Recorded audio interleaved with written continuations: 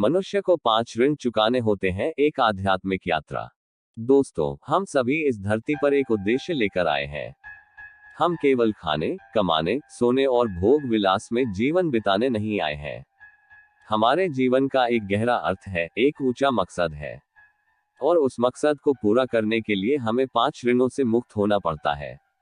ये ऋण कोई बंधन नहीं, बल्कि हमारे जीवन को दिशा देने वाले मार्गदर्शक है। आज हम बात करेंगे उन्हीं 5 ऋणों की।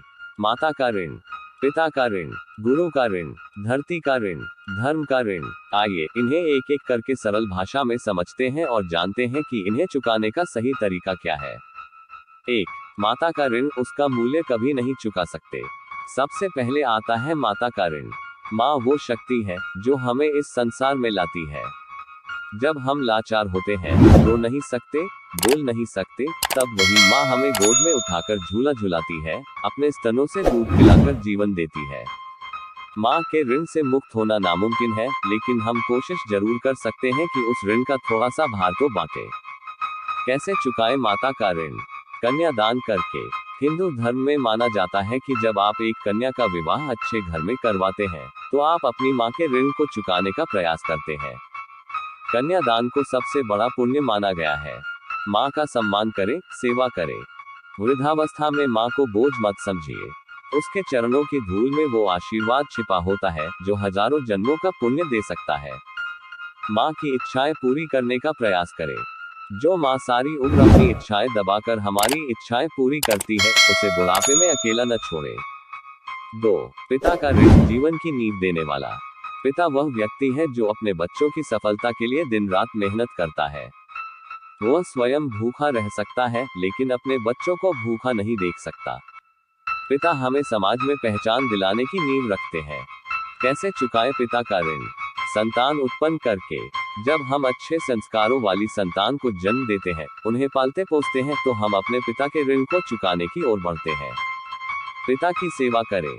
जैसे उन्होंने हमारे लिए त्याग किया, वैसे ही हमें भी उनके वृद्धावस्था में उन्हें सम्मान और आराम देना चाहिए। पिता के नाम को आगे बढ़ाएं।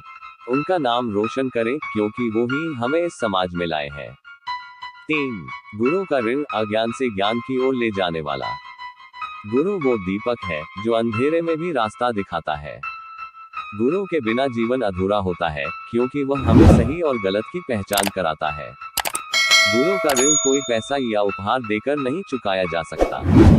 कैसे चुकाएं गुरु का ऋण? ज्ञान को आगे बांटें। आपने जो सीखा है, उसे दूसरों तक पहुंचाइए।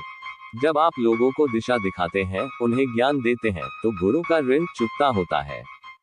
गुरु की सेवा करें। गुरु की सेवा आत्मा की सेवा के समान है। उनका आशीर्वाद आपको जीवन भर का प्रकाश देगा। गुरु के बताए मार्ग पर चले। केवल गुरु के चरणों में झुकना काफी नहीं, मन भी झुकना चाहिए, तभी सच्चा मार्ग मिलेगा। 4. धरती का ऋण, जिस पर हम चलते हैं, जीते हैं। धरती माँ है। हम जो कुछ खाते हैं, जो पहनते हैं, जो सांस लेते हैं, वह सब धरती से ही आता है।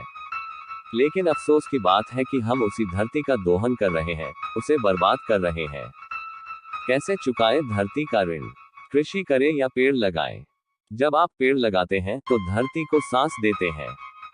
कृषि करके आप धरती की उर्वरता बढ़ाते हैं। प्रकृति का सम्मान करें। प्लास्टिक का कम उपयोग करें, जल की बर्बादी रोकें और पर्यावरण को बचाएं। किसानों का सम्मान करें। जो लोग धरती से भोजन निकालकर हमें खिलाते हैं, उनके प्रति आभार व्यक्त करें। 5. धर्म का ऋण, जीवन को दिशा देने वाला। धर्म केवल मंदिर, पूजा या व्रत नहीं है। धर्म जीवन जीने की सही पद्धति है। धर्म वह शक्ति है जो हमें आत्मा से जोड़ती है। कैसे चुकाएं धर्म का ऋण? धर्म की रक्षा करें। जब भी कोई अधर्म हो रहा हो, अन्याय हो रहा हो, तो चुप न बैठे। धर्म का प्रचार करें। लोगों को अच्छे विचार, सदाचार, सेवा, सत्य और प्रेम का रास्ता दिखाएं। धर्म को जीवन में उतारें। केवल पूजा करने से धर्म नहीं निभता। धर्म का असली रूप है दयालुता, ईमानदारी, करुणा और विनम्रता। 6. पितृ ऋण, पूर्वजों का आशीर्वाद। हम जो भी हैं, अपने पितरों की वजह से हैं। उनकी तपस्या, उनका आशीर्वाद, उनकी मेहनत के फल से हम इस स्थिति में हैं। कैसे चुकाएं पितृ ऋण? श्राद्ध करें, तर्पण करें। पितरों को जल अर्पण करें, उन्हें स्मरण करें। तपस्या करें। जब हम संयमित जीवन जीते हैं तब हम उन्हें सम्मान देते हैं। पूर्वजों की परंपराओं को आगे बढ़ाएं। उन्हें भूले नहीं, उनका सम्मान करें। मन का झुकना जरूरी है। कई लोग मंदिर में सिर झुका लेते हैं लेकिन मन नहीं झुकाते। भगवान को दिखावे से नहीं, सच्चे दिल से पाया जा सकता है। जब तक मन में अहंकार है तब तक ईश्वर नहीं मिलेगा। क्या करें? विनम्र बने। दूसरों के प्रति सहानुभूति रखें, किसी को छोटा न समझें। प्रार्थना में मन लगाएं। केवल शब्द नहीं, भाव प्रधान प्रार्थना करें। सेवा करें। दूसरों की सेवा करना ही ईश्वर की सच्ची पूजा है। 5 ऋण, एक जीवन। हमारे पास ये जीवन इन 5 ऋणों को चुकाने का एक मौका है। माता, पिता, गुरु, धरती, धर्म और पितृ, इन सभी ने हमें जीवन के विभिन्न रूपों में पोषित किया है। अब हमारी बारी है उन्हें सम्मान देने की। जीवन का सही अर्थ तब मिलता है जब हम इन ऋणों को चुकाकर अपने जीवन को एक पुण्य कार्य में बदलते हैं।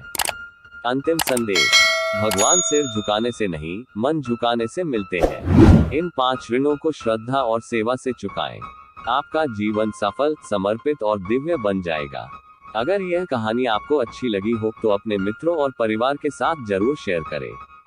चैनल को सब्सक्राइब करें और ऐसी ही और प्रेरणादायक बातें जानने के लिए जुड़े रहें।